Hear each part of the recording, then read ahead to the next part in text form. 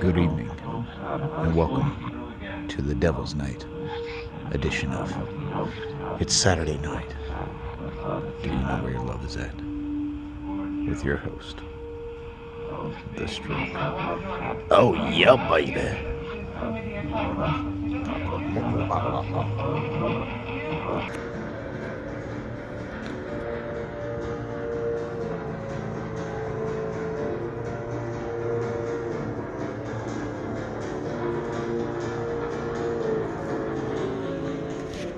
Oh, yeah, baby.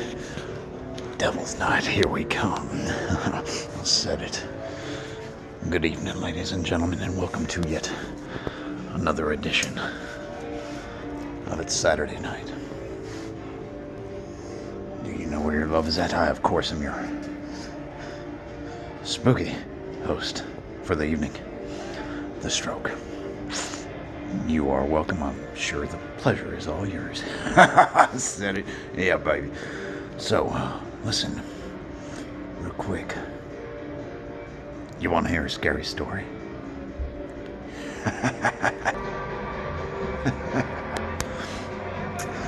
So, I think most of y'all know the business here at the Palace of Strokitude. We're all about pleasure. That's right, and from time to time, we rent out a villa or two for certain parties. And also, from time to time, when people are walking around the villa, checking out the digs, if you would, they always ask, where's villa number 11? Well, now I'm going to tell you the story behind villa number 11. It's truly a terrifying thing for those who have encountered and lived it. But for those of you, you're just going to have to check it out. Here's the story. I'd say about 7 years ago, right when the palace was popping off. I said it. That's right, popping off, baby. Right when the palace was popping off, I had an old, we'll call her a manager, and she would set up these, events for people, groups, corporations. One time we had this phone call, some guy named Klaus or Arvita or something like that. I don't know. He was very, very foreign, thick accent and what have you. Well, anyways, Dolores, she decided we'll go ahead and book this, and it was a Devil's Night party. And well, here's how the story goes. October 30th, 2017, the Strokes kicked back in his part of the palace, overseeing the day-to-day and the moment-to-moment nightly actions of everything, as I do from time to time. Entertaining, And here comes a bunch of long black cars and black SUVs pulling into the compound here at the Palace of the Strokitude. And, well, I found it kind of strange. It looked like a whole bunch of very important people. I spied them through the view cam. I saw a whole bunch of black suits, pretty ladies, blonde hair, blue eyes, all that good stuff. And they had requested the presence of 3 of the talent here at the Palace of Strokitude. So they got Samantha, Crystal, and Marjorie for the night. And things went good for the first few hours. And when it got closer to midnight, there was a blood-curdling scream. So I was alerted and told about it. Now the Stroke was too busy with other things, other people that needed to be handled. So I sent my head of security. It was a guy named Justin. I sent Justin out. I said, Justin, go take care of that. The Stroke's knee deep in Stroke's knee deep. Let's just say that. Balls deep. Anyways, so Justin goes, and I get a call back about 20 minutes later. And it's on the walkie-talkie. It's like, I've never seen so much blood. Oh my God. So of course we get freaked out. And, I had to, get myself together, and we go to check it out. And we get to Villa 11. There's nobody there. Nobody at all. Doesn't even look like some bitch been used. We open the door and we look in and there's nobody there. Nothing. Not a soul in sight. You could tell somebody had been in the room, but it was spotless. I don't think the villa's ever been so clean. But here's the kicker. There was no Marjorie, no Crystal, and well, everybody was gone, even Justin. It was kind of strange. Now, sometimes the parties move off grounds, and so we just figured, okay, that's what it is, but we did a little bit more checking around. There wasn't anything amiss. Room looked perfect, everything was great, all that good stuff. So, a couple days go by and we ain't heard nothing from nobody. We just figured, well, damn, they left with these very important dignitary type folk, because that's what they look like. And, it's not the first time the talent is just absconded or taken off with clientele. This has happened before with Bethany. I told you all about that. So we didn't think nothing of it. So fast forward a few months. Bethany was walking around the grounds, and she's right by Villa 11, and she hears a giggle.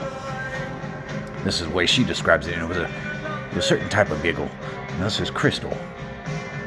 Crystal had a certain type of giggle, a little hyena type, type thing. It's unmistakable if you heard it. And Bethany says she heard it, and it was coming from Villa 11. So she went to investigate, and she looked through the window. She saw somebody moving around inside. So she runs back to the palace, the main palace. Villa Uno Numero Uno 1, whatever. You know what the fuck I'm talking about. I've been in my drink, so by the way, let me take a quick break here. The elixir of greatness. Great as ever. You know it, baby. Anyways. So we all ran in there and we checked it out. Nothing. Still spotless as ever. We had been renting it out a couple of times. We had people complaining about noises and bumps in the night. We thought they were just jacking with us. We said, okay, whatever. Just, we'll get you another villa or just don't come back, whatever. It's like that. So, didn't think nothing of it. But then we had this one client stayed there and woke up in the middle of the night with a body hovering above him. Sometimes in the palace, at the Palace of Structitude, that's a good thing. But apparently not this time. This time, the person he described hovering above him, that was Samantha.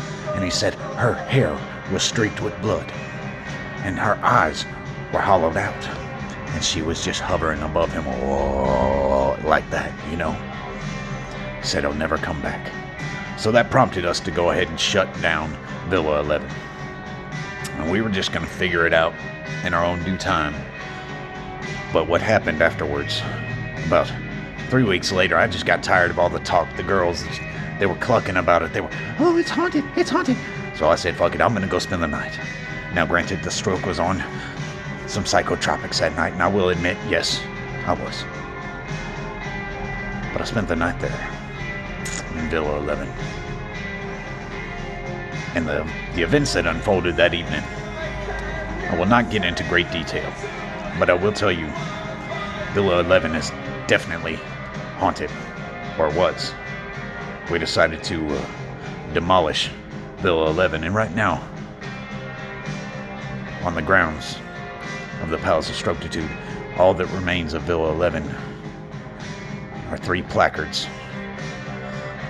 We don't even know. We don't know if Samantha, Marjorie,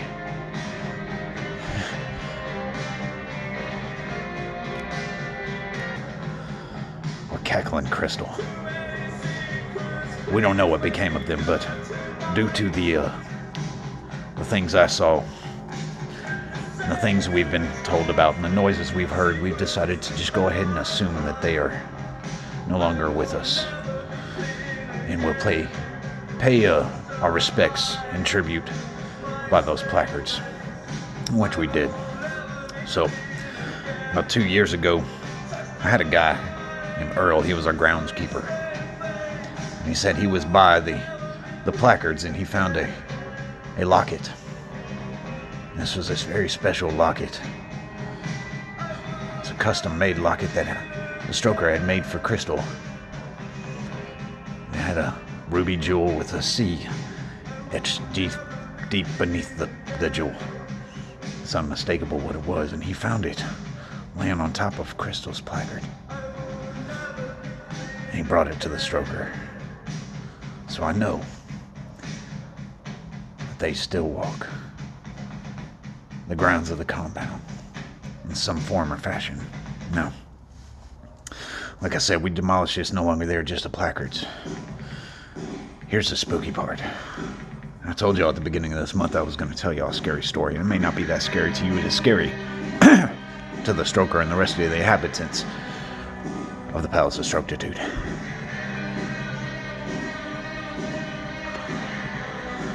The end of September, the Stroker received a phone call. Since Dolores is no longer with us, I don't have MJ running the phones, and like I said, Trevor is on special report somewhere in Michigan. Let's just say that. I was screening phone calls and I got a call. And this call scared the shit out of me. I answered the phone. I'm like, Palace, baby, speak to me. And it was a very heavy, thick accent. I recognized this accent almost immediately. Oh, hello, the Stroker. This is Klaus. I immediately hung up. And I'm terrified at this point. Because I know what Klaus wanted. Klaus wanted to book another event at the Palace of Strokitude. And to that, the Stroke says, no, sir. Or whatever you are. Vampire, something. I don't know. Nobody cleans a villa that quick and that easy, and that just disappears. So I had to let that one go. Anyways. I know it probably wasn't too terrifying to y'all, but like I said, if you were there, you would have been scared. Thank you all for joining for yet another, oh my God, it's almost been 13 minutes. Long ass episode of edition of It's Saturday Night. Do you know where your love is at? I, of course, have been your wonderful, badass, not so spooky after all, host, The Stroke. I know what you came for. I'm going to scare y'all with a little bit of nipple action. Get ready. Villains. Did you get it? Get it? Anyways, thanks for joining. I'll catch you babies on the flip side. Take care. Start going.